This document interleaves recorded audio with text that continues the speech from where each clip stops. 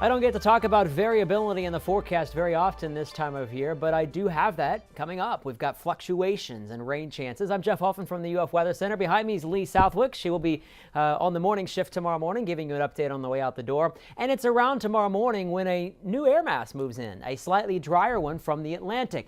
Really only two types of wind patterns affect our weather this time of year. And as we move later into the summer months, it's more of the trade winds, the winds from the tropics. But we still have the presence of these westerlies. That's the blue line here. And these westerlies are the winds that bring us the cold fronts in the wintertime. And in the summer, they sometimes tease us. And when the flow comes out of the west-southwest, it has a lot more moisture with it. And that's why we've had a really wet start to our rainy season. But we're kind of in that transition period. And the trade winds now coming in from the tropics are going to start dominating our weather. And yes, we can get some tropical systems from this type of pattern. All we have here is the remnants of Tropical Depression 4 and another little piece of energy. In between those waves, you can sometimes get pockets of dry air. And right here, see the absence of moisture? That's headed our way tomorrow. It's the first of my three big things to tell you about. We actually have very little, if any, rain in the forecast tomorrow through Thursday. But as we approach the weekend, another pocket of moisture with those trade winds will come in. Higher rain chances expected. Speaking of the tropics, no new storm formation is expected over the next 5 days. But of course,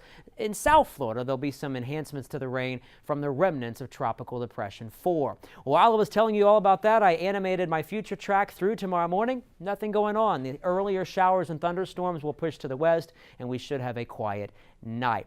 Hour by hour, temperatures will drop down into the mid-70s by daybreak, with rain chances going away. It will, of course, be muggy to start your Wednesday. Now, a couple of things will be different Wednesday afternoon. We're going to see the sunshine, we're going to see the heat, but we won't see the afternoon storms. Notice the absence of those on this weather map. We won't see as humid of an air mass. So the heat index, yeah, it's going to be rough, but not above 100 in most spots. It'll be getting close to that number in the afternoon hours. And a very similar story expected on Thursday. I'm going to throw in about a 20% chance of a pop-up shower Thursday as some of the moisture starts to move back in, and we're really going to start to notice it this weekend. Here is the future track moisture version. Here's the little spoke of dry air, and as I step out of the way, here comes the increase, generally speaking, in moisture. This is Saturday. Still have some dry air hanging on, but as we move into Sunday and Monday, all those westerly winds come down again and pull in some of that Gulf air, and rain chances will be back on the increase. Here's my updated 6-day forecast. You can notice the dry air for yourself and the percentage chances for rain going up, especially as we get to Sunday.